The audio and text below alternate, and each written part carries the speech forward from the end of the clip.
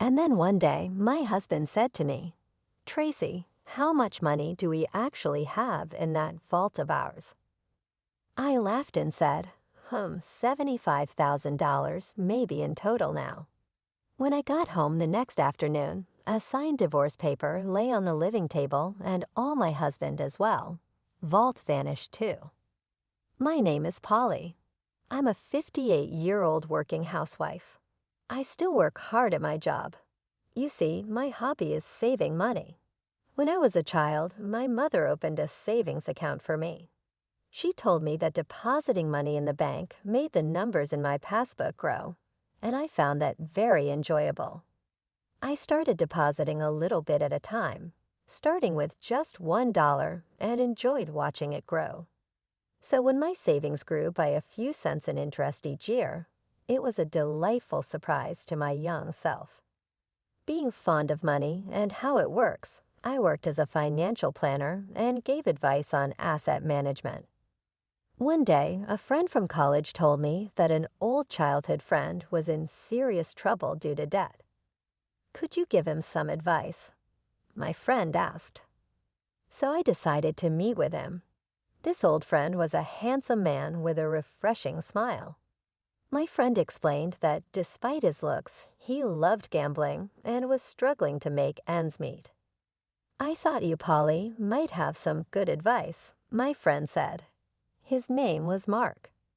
As I listened to his story, Mark admitted he loved gambling just like his parents. Even worse, he had taken on his parents' debt. Of course, he seemed quite worried. I found his troubled expression rather endearing. Because my friend had asked, I gladly agreed to help him. Looking back now, perhaps I had a bit of a crush on him, but I never imagined this would lead to a series of troublesome events. Anyway, I advised Mark to consolidate his debts and reduce his monthly payments so he could manage his life. Not long after, Mark and I started dating. That friend of mine opposed it, saying he wouldn't recommend being with him, but we went ahead and got married. I thought that getting married would help us face Mark's debt together. My income was pretty good for my age group. Therefore, most of Mark's income went towards his debt. I made sure he cut ties with his parents to prevent the debt from increasing further, and I gave Mark a monthly allowance of $500. When Mark decided to cut ties, his mother yelled, "Ungrateful child. I wish I'd never given birth to you." It's only natural for a child to repay their parents' debts. His father also said, "Where's that thieving cat? I can't rest until I give her a piece of my mind. You don't belong to us." My husband, Mark, exhausted from having to deal with my in-laws' debts all this time, finally told them, "Enough is enough.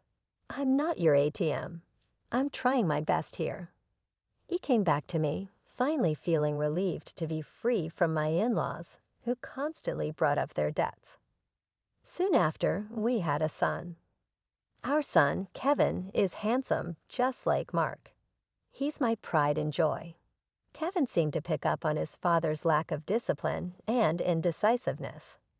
Just as our son had noticed, Mark's carefree character didn't change, borrowing money from predatory lenders, dealing with loan sharks, tricking friends into lending him money to gamble away. We went through a lot, but I managed to keep Mark in line. As 23 years went by, we finally reduced Mark's debt to about $10,000. We were almost at full repayment. At that moment, Mark received a call from his parents. "Please help us. Your father has collapsed. We're at the hospital now. Can you come?" "What? Which hospital? What's his condition? Is he okay?" "Your father suddenly collapsed, and we had to call an ambulance. Mom, pull yourself together. What hospital are you at?" Mark left work early and came to the hospital. Then he messaged me, "Polly, Dad collapsed. I'm at the hospital now. I'm sorry I broke our promise and went to see my parents. I'm really sorry." "What? Your dad collapsed? How is he now?" "He had a minor stroke." His life isn't in danger, but he shouldn't overexert himself. Both my parents are feeling low. I want to stay with them for a while. Is that okay? Of course, honey. Go and comfort them. Should I come too? No, it's okay if you're busy with work. They might treat you poorly again. I gave Mark a little extra money for hospital visits. They probably couldn't pay for the hospital fees. Since then, Mark seemed to visit his parents often. Each time, he took $200 or $300 from me. I guessed my in-laws were struggling financially and taking a little bit from Mark. It amounted to around $1,000 to $2,000 a month, but I let it slide for now. A year has passed since my father-in-law collapsed. Both my in-laws had aged, and I guess they wanted someone to lean on. My hobby, as always, is saving money. One day, I took out my bank book from the vault and grinned. Usually, Mark, who wasn't interested in me, stared at me and asked, "Hey, how much money do we have in that bank account you always look at so happily?"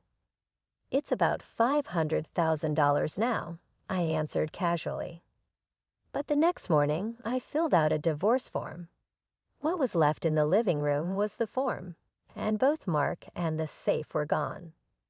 As I was having breakfast, I couldn't help but smile. I knew Mark had been eyeing the money in the vault. Moreover, he had planned to take the entire vault. He's really not smart, but imagining him carrying the whole vault almost made me burst out laughing. We have a black cat named Luna. We've installed a pet camera to watch her. Luna's adorable antics are the healing moments of my day. There I was, watching that camera during my lunch breaks. No matter when I looked, my child was just adorable.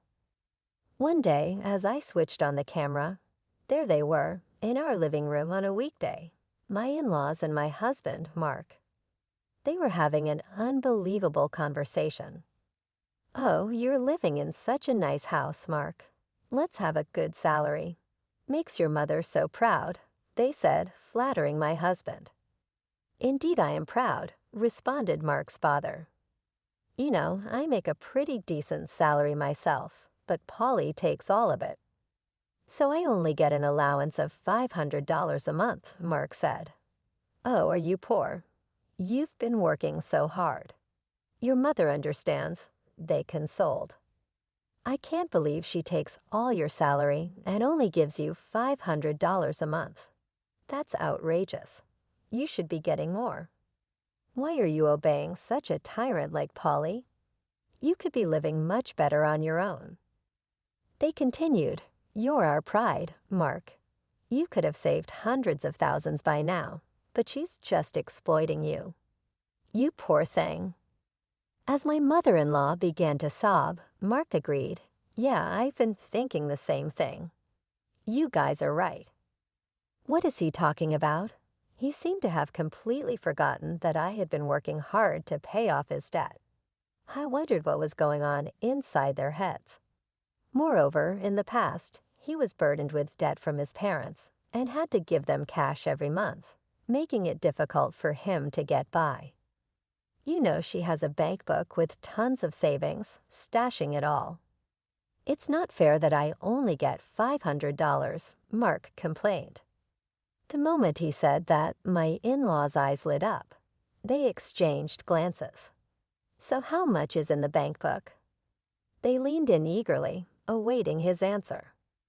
"Last I heard, I think it was around $400,000 or $500,000, Mark said.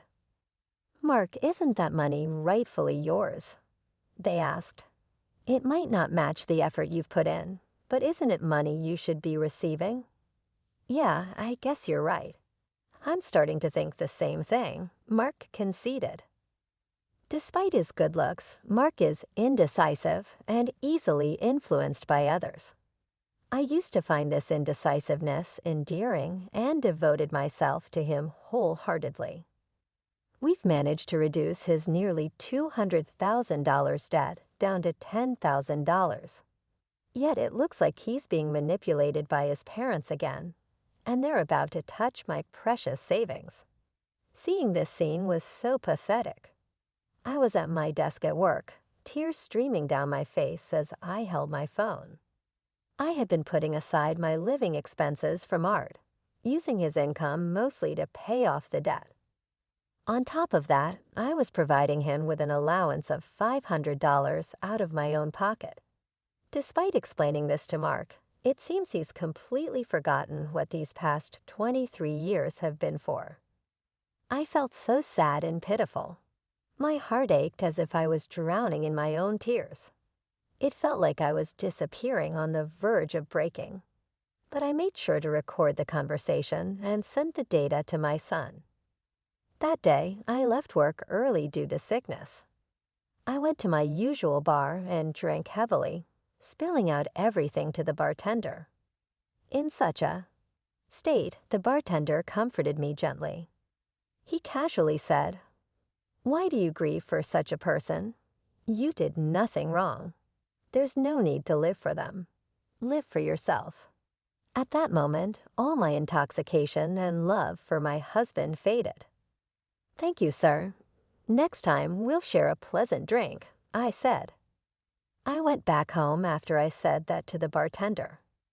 Entering my study, I began to think about how I would steal the bank book inside that vault. I couldn't even begin to imagine, but I needed to devise a plan. I would show them hell. They shouldn't underestimate me. I concentrated harder than usual. Gathering evidence was the first step. From then on, I frequently checked the pet camera every day. Then the ugly truths began to surface. My husband was bringing home a young woman during his supposed work hours. It seemed like he was bringing her over about 3 times a week. I couldn't believe I had to witness my husband's infidelity when all I wanted was to watch our cat, Luna. Luna also seemed to be scared and wouldn't show up. They ruined my precious relaxation time. More than that, they betrayed me, which I can't forgive. One day, I'll punish them severely. I activated the pet camera. This time, it wasn't the woman my husband was having an affair with, but my in-laws were at our house again. "So is everything arranged to take that bank book from Helling?" they said with an unpleasant grin. "You're smart. You must have thought of something, right?" "Yeah, I thought about it. I'm thinking of taking the entire vault. It'll be easy." "Hey, that vault is quite heavy. Are you sure you can do it?" "I'll be fine. I'll load it on a cart. Help me out, Dad."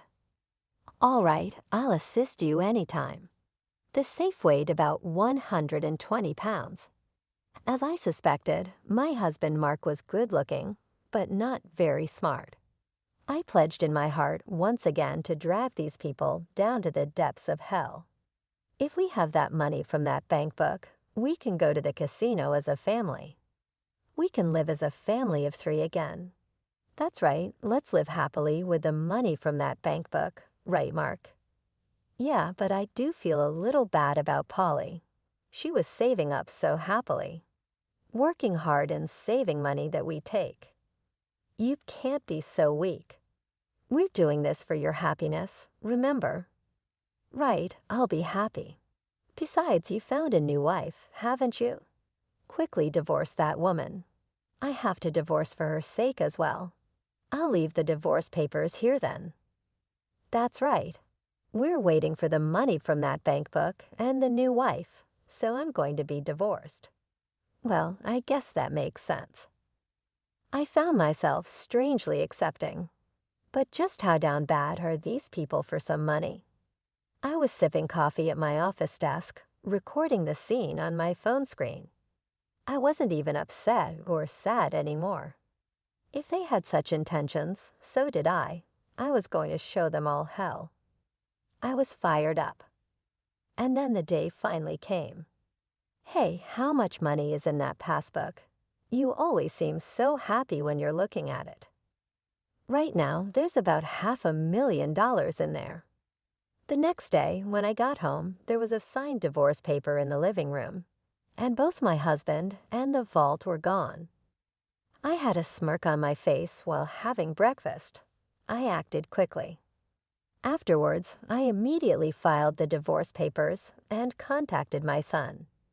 Kevin, your father finally stole a vault. Can't believe he managed to carry it. It's so heavy. Mom, I think it's about time you end things with Dad. By the way, did he take everything in the vault too? Actually, I moved all the money to online banking. The passbook is essentially worthless now.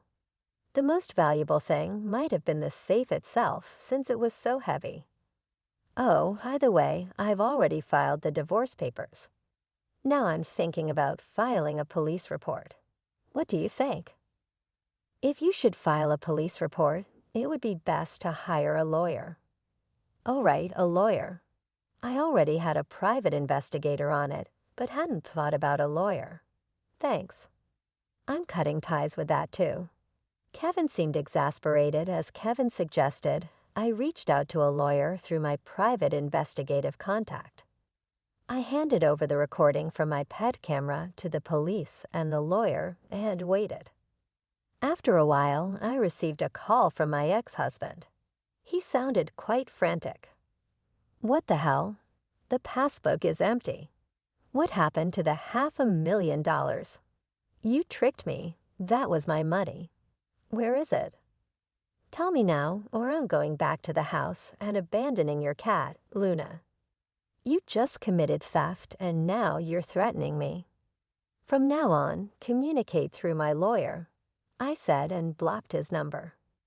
I reported the incident to the police and sent the recording to my lawyer. Oh, what a relief. This is what I wanted to do. Karma is a real pain.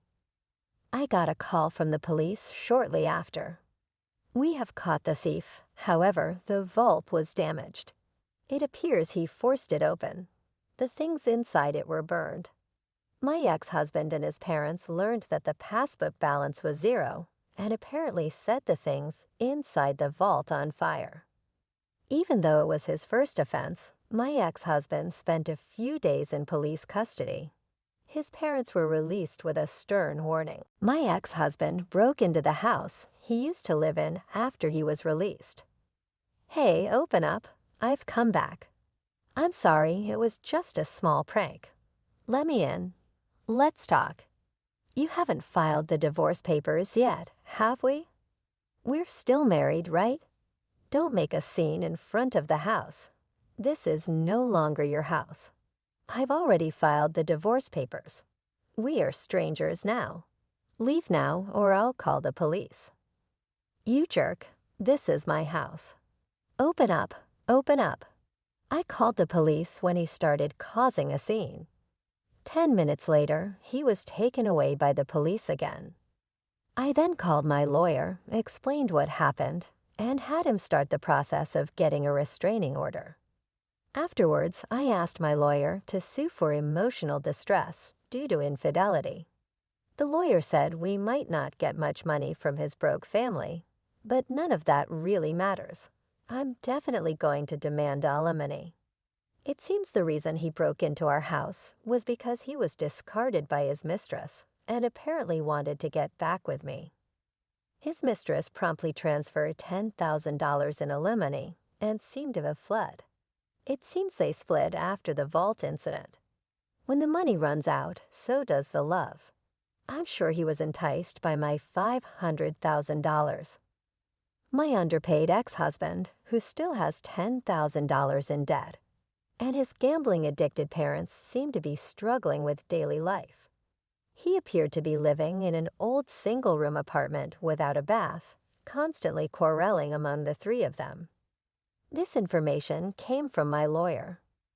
My ex-husband pleaded, I can't afford to pay the alimony. Please reduce the amount. My ex-husband, who got involved with the police, was on the verge of retirement, but apparently got fired from his company. The elderly parents-in-law have managed to find jobs in cleaning and seem to be barely making ends meet.